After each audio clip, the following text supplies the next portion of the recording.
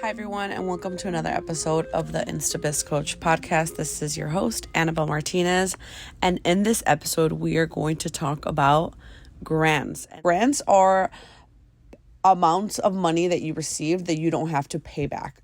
Now, there are different types of grants. There are also programs that you have to complete in order to receive these grants. So we'll talk about the difference between that. We'll also talk about some grants that I've received, and we'll also talk about the importance of incorporating, because if you don't have a business, you really can't apply for any grants before they even look at you for giving you a loan. So I wouldn't take out a loan until you're ready to grow or expand, or if you need to purchase something big, like you're going to do a food truck or something, and you've already been doing catering. That's like the type of loan, and those are the people that get the loans too.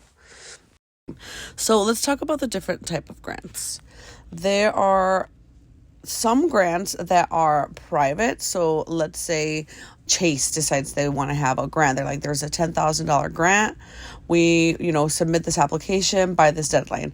Or DoorDash was doing this a lot during COVID. They did a few grants where it was towards restaurants that had their program. Then you could apply for that program. So that was a private grant.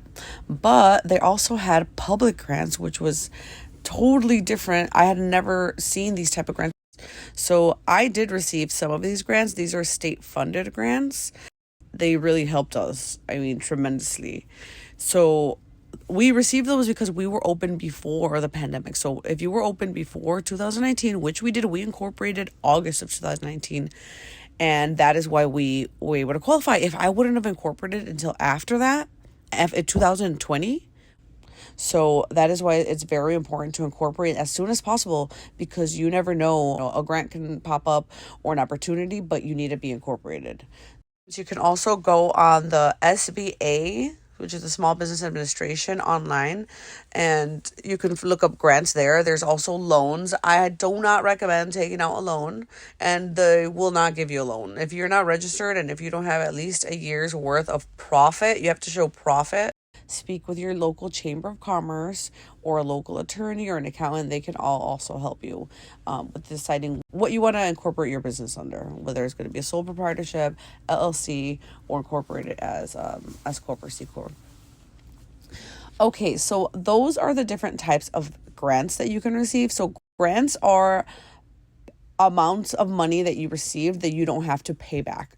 However, you do have to pay the taxes on it.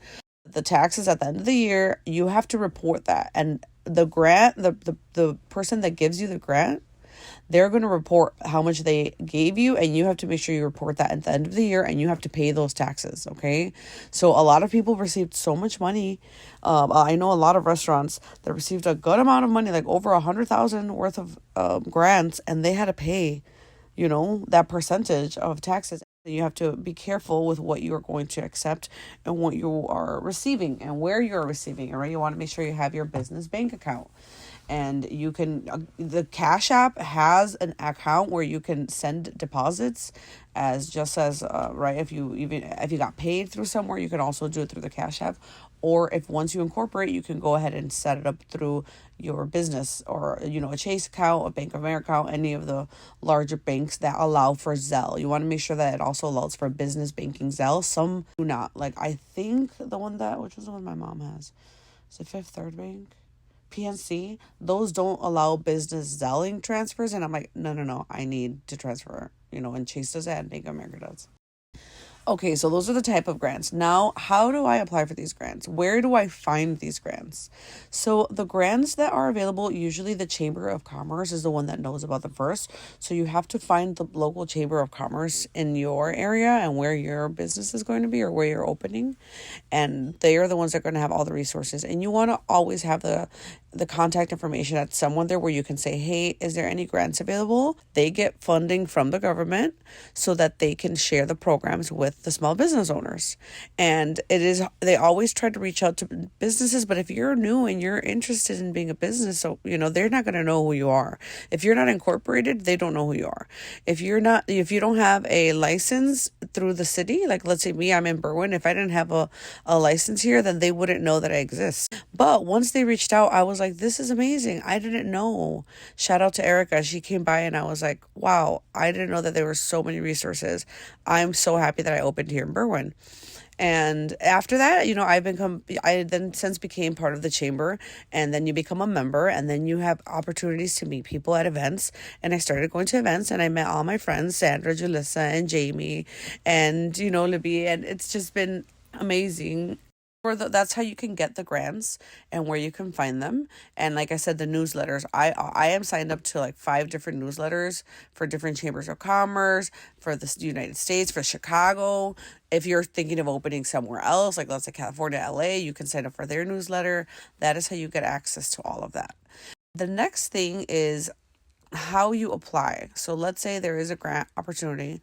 Let's say Uber Eats has a grant available and it's $5,000, and all you need to do is submit your taxes. They want to show proof that you are open right now and that you are incorporated and that you are in good standing.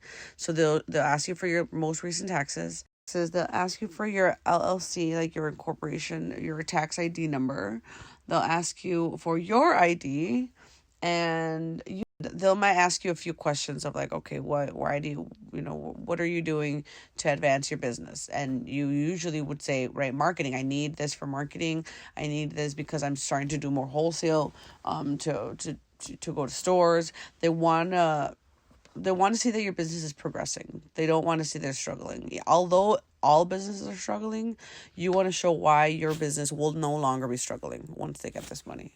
We can talk more about going through like a full grant application. There's a few grants available right now. So if you guys sign up for a newsletter, go to InstaBizCoach.com. We will be sending out all those grants, and we'll probably be doing a free webinar so people can learn how to apply. And it's all by deadline. Think of scholarships in college. It's like, oh, missed the deadline. And you're like, wow, I could have applied, and a lot of people got it. Or if they extend the deadline, it's because not enough people are applying.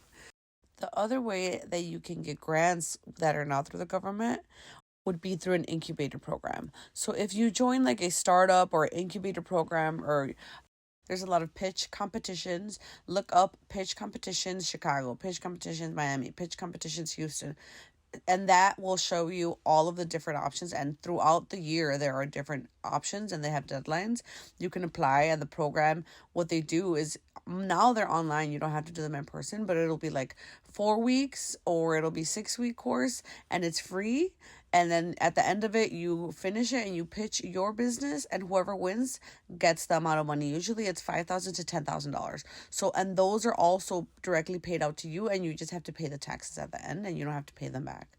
So these are all opportunities that you can get and have access to without having to take out a loan. So please do not take out a loan.